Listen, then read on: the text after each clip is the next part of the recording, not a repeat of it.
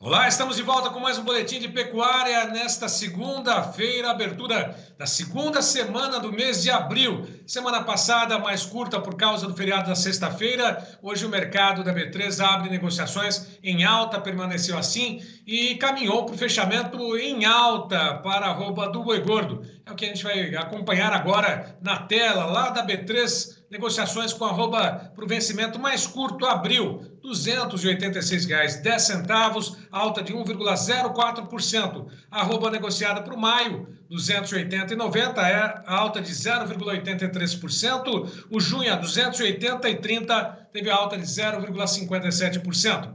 Na apuração feita pela Scott Consultoria, de 32 praças pesquisadas hoje, 4 apresentaram alta. E aí estão: referência de São Paulo, estável, São Paulo, Barretos, Araçatuba, 279 à vista, 280,50 no aprazo. Minas Gerais, 248 à vista, 250 no aprazo. Goiânia, 249 à vista, 251 no aprazo. Campo Grande, 269 à vista, 271 no aprazo. As próximas telas, 4 praças de negociação, a mais aí está oeste da Bahia, R$ 251,00 por arroba à vista, 253 no aprazo. MT ao norte, 246,50 à vista, 248 no aprazo. Noroeste do Paraná, 279 à vista, 280,50 no aprazo. E a média do estado de Santa Catarina, 279 à vista, 280,50 no aprazo. E nesta segunda-feira foram divulgados dados a respeito das exportações no primeiro trimestre desse ano. Para falar um pouquinho sobre esses números e também sobre as perspectivas do mercado do boi gordo, nós vamos conversar agora com o Iberville Neto, que já está conosco. Iberville, mais uma vez, obrigado pela participação. Boa tarde para você. Boa tarde, Braga. Boa tarde a todos. Como é que foi o desempenho desse primeiro trimestre nas exportações de carne bovina, apesar desse alto embargo aí imposto no mês passado, ou no mês de fevereiro, por dizer assim, para a arroba do boi gordo, carne para a China?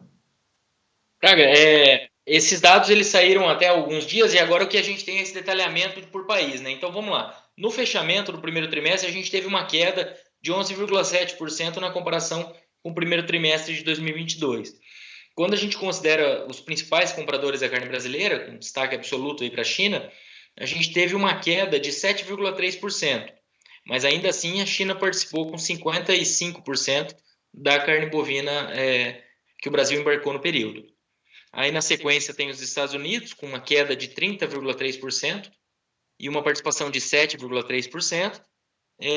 Lembrando que os Estados Unidos a gente vende para eles numa cota em torno que o Brasil participa com uma cota que tem um volume total ali em torno de 65 mil toneladas.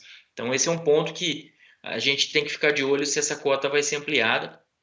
Talvez esse cenário de oferta menor nos Estados Unidos, com preços do boi, da carne em alta, influenciem positivamente a abertura de mais espaço para o Brasil. Então, seria um ponto a ser destacado aqui em outros países, fora a China, que é o nosso maior comprador, e acreditamos que vai seguir comprando bem nos próximos meses, né? Então, quando a gente fala desse volume comprado pela China com uma queda de 7,3%, claro que uma queda nunca é bom, mas quando a gente fala, quando a gente olha um histórico, foi o segundo melhor resultado da série, tanto para a China como para o primeiro trimestre de maneira geral. Então, a gente só perdeu para 2022, ainda é um volume importante. Os preços que têm cedido um pouco, e isso influencia também na receita. Então, a receita acabou caindo mais do que essa queda do volume, né? A receita para a China caiu 28% nesse primeiro trimestre, com uma queda de preço médio de 22%.